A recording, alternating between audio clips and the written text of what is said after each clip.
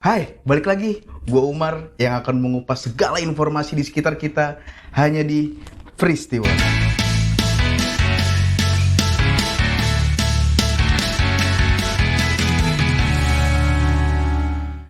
Informasi pertama nih, kita ke arah otomotif dulu ya. Nih kayaknya kita akan beralih dari kendaraan konvensional menuju kendaraan listrik nih. Kayaknya ya. Kenapa? Karena pemerintah telah menyiapkan dana yang besar untuk subsidi kendaraan listrik. Jadi kita, masyarakat yang ingin membeli kendaraan listrik itu pasti dapat subsidi. Gitu. Nah, ini karena pemerintah itu ingin masyarakat beralih dari kendaraan konvensional yang memakai bahan bakar minyak menuju kendaraan listrik. Karena kendaraan listrik itu harganya 30% lebih mahal dari kendaraan konvensional, jadilah dikasihlah kita subsidi gitu. Nah, kenapa tidak semua masyarakat dapat subsidi? Karena pemerintah ingin subsidi itu tepat sasaran. Nggak kayak yang kemarin-kemarin nih. Ada subsidi A, subsidi B, subsidi C. BBM lah, let's say. Mercy kok pertalite? Apa tuh? Jeep kok pertalite? Gitu maksudnya. Maksud gue. Jadi tidak ada lagi namanya yang harusnya gue dapet subsidi, kok jadi dia yang dapet gitu. Oke, informasi kedua datang dari Tasikmalaya. Ini gue nggak tahu ya, gue harus respon apa nih, entah kesal, entah sedih, ya campur aduk dah. Karena gini, seorang ayah tertangkap telah memotong alat kelamin anaknya secara sengaja dan juga sadar.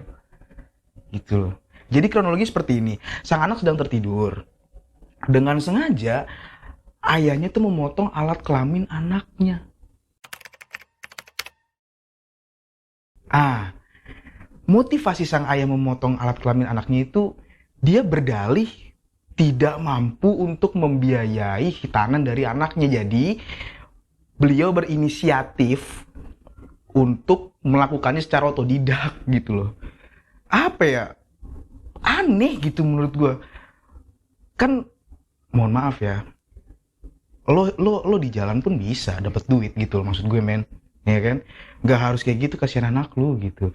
Dan kenapa ini bisa panjang? Karena setelah dipotong alat kelaminnya, si anak bangun, lalu dia berlari kepada sang ibu, dan kebetulan ibunya lagi di pasar waktu itu, lagi beli ya mungkin buat makan gitu kan. Ke pasar lari, terus sang ibu dengan paniknya dikira tuh cuman luka di kaki. Ternyata setelah dibawa ke rumah sakit, didiagnosa alat kelaminnya telah disunat. Gitu. Sang ayah nih harus mempertanggungjawabkan perbuatannya kepada Polres Tasikmalaya. Saat ini Polres Tasikmalaya sedang memproses kasus ini untuk dilanjut ke meja hijau. Seperti itu. Oke, ini ada informasi yang ketiga. Akhirnya Piala Dunia sudah selesai dan Argentina keluar sebagai juara ya saudara-saudara. Gila, gokil. Ini kan juara 2 nih. Nih. mohon maaf. Juara 2 nih. Tapi ya gak apa-apa lah. Oke, Argentina sudah keluar sebagai juaranya, dan juga Argentina tuh selain jadi juara, negara Argentina telah mendapatkan 3 trofi, yaitu ada sebagai top player, ada sebagai pemain muda terbaik, dan juga kiper terbaik. Gitu, gila keren ya Argentina ya. Indonesia, yuk bisa kapan nih? Dan juga gini, Piala Dunia ini kan kita review sedikit ya. Ini diselenggarakan di Qatar, ya kan? Banyak fakta-fakta menarik yang menurut gue unik untuk dibahas. Jadi, Piala Dunia ini tuh Piala Dunia pertama kali diselenggarakan pada musim dingin. Tapi, kan tetap aja, namanya Qatar kan panas. Di Afrika kalau nggak salah kan. itu negara panas, Pak. Nah, itu dia. Dari isu-isu yang beredar, wah Qatar panas nih, ntar gimana nih nontonnya nih, ntar gua kepanasan.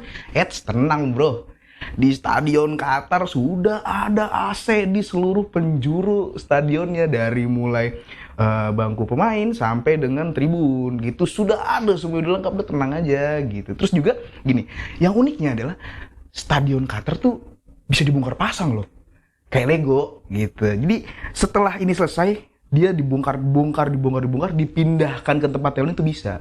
Kenapa? Karena stadion ini tuh terbuat dari kontainer-kontainer, tau kan kontainer-kontainer yang itu loh, yang buat kapal tongkang yang gede-gede itu. Nah itu dari situ. Terus juga selain selain faktor-faktor unik tadi, ada juga keuntungan nih buat Qatar. Ya walaupun Qatar kalah di laga-laga awal Piala Dunia, tapi nggak apa-apa.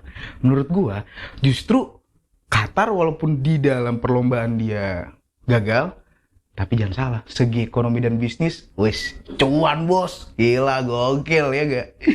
Karena dari penjualan tiket pertama, terus juga penjualan merchandise, penjualan souvenir juga, lalu dari adanya penyelenggaraan Piala Dunia di Qatar ini, otomatis pariwisata naik dong, ya kan? Pendapatan per kapita Qatar naik dong, ya kan? Dan juga dampak positifnya lagi, bukan cuman untuk negara Qatar, untuk masyarakatnya gitu. Dari mulai berjualan makanan, ya kan? Terus berjualan mungkin pakaian adatnya mungkin gitu ya, terus makanan adatnya, terus apa yang khas di Qatar bisa dijual di situ gitu. Keren ya. Selamat buat Argentina dan juga selamat buat Qatar karena sudah untung cuan bos. Indonesia juga nggak mau kalah dong dari Argentina sama Qatar. Indonesia tahun ini telah mengirimkan perwakilannya menuju Miss Universe 2022. Gila, keren gitu, keren. Nah, yang jadi perwakilannya adalah Laksmi. Beliau ini adalah Miss Indonesia tahun 2022. Nah, untuk tahun ini Indonesia mengangkat tema yang agak unik nih, yaitu kapal pinisi. Biasanya kan kalau yang kita lihat itu ya, perbedaannya paling cuma di pernak-pernik atau di pernak di kepalanya atau di gelang atau apapun aksesoris. Ini kapal pinisi ditaruh di mari bos. Gila, keren gitu. Nah, kenapa harus kapal pinisi? Karena Indonesia ini kan negara maritim toh.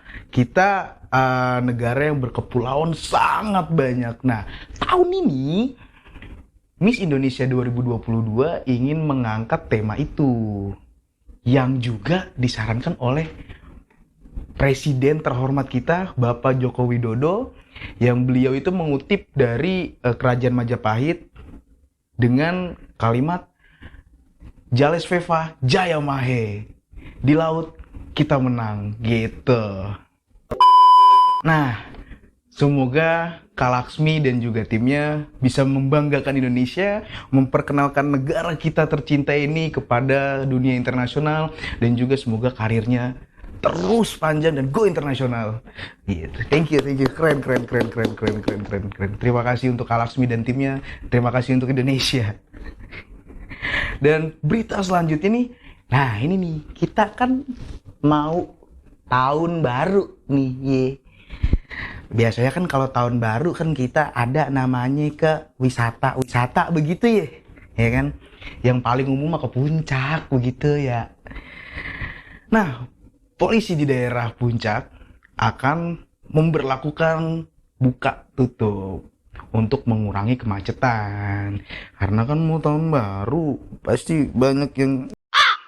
Nah, itu mengurangi kemacetan dan juga mengurangi kepadatan lalu lintas untuk menuju puncak. Nah, polisi beserta seluruh jajarannya telah membuat skema lalu lintas untuk mengurangi kemacetan jalur yang menuju puncak. Dengan cara ada namanya buka tutup jalan dan juga ganjil genap nih. Tapi masih bisa kok kita nggak harus nungguin ini jalan kebuka dulu baru bisa lewat, nggak. Ada jalur alternatif, bro. Jadi jalur itu dialihkan, terserah lu mau lewat Jonggol atau mau lewat Sukabumi, karena ada dua pilihan itu. Tetap bisa menuju puncak kok, tapi agak muter sedikit ya. Ya mungkin yang udah booking hotel atau villa di puncak agak cepet berangkatnya ya. Gitu. Nah, dan juga gini, gue himbau untuk terus kita berhati-hati dimanapun berada, di kondisi apapun, karena ini kan mau tahun baru ya. Ya, mau tahun baru ya. Anak muda nih, terutama nih, anak muda, tolong dijaga. Antum-antum semua di sana dijaga. Muncrat. Pokoknya dijaga ya. Harga dirinya dijaga. Ya. Terus juga ya barang-barang sensitifnya dijaga. Nah, gini. Gue banyak banget mendengar dari teman-teman gue, banyak yang kecurian nih, motor, mobil, spion mobil, rumah. Jadi mau tahun baru banyak orang ingin wisata, banyak orang ingin bikin acara, banyak orang ingin tapi nggak punya duit. Caranya ya tadi mencuri. Jadi gue mohon teman-teman semua, gue himbau untuk terus berhati-hati, jaga barang-barang Anda. Untuk orang-orang tua di luar sana, jaga anak-anak Anda. Hati-hati, jangan sampai 2023 harusnya wisuda malah ke bidan, cek kehamilan. Nah gitu ya, kita harus berhati-hati semuanya. Thank you buat 2022, selamat datang untuk 2023 yang lebih baik. Gue berharap kita semua bisa mulai 2023 dengan aman, damai, tentram, dan juga lebih baik. Thank you. Oke, informasi itu aja yang bisa gue sampaikan untuk penutup 2022 ini. Ya, ambil positif ya, buang negatif ya. Jangan lupa subscribe.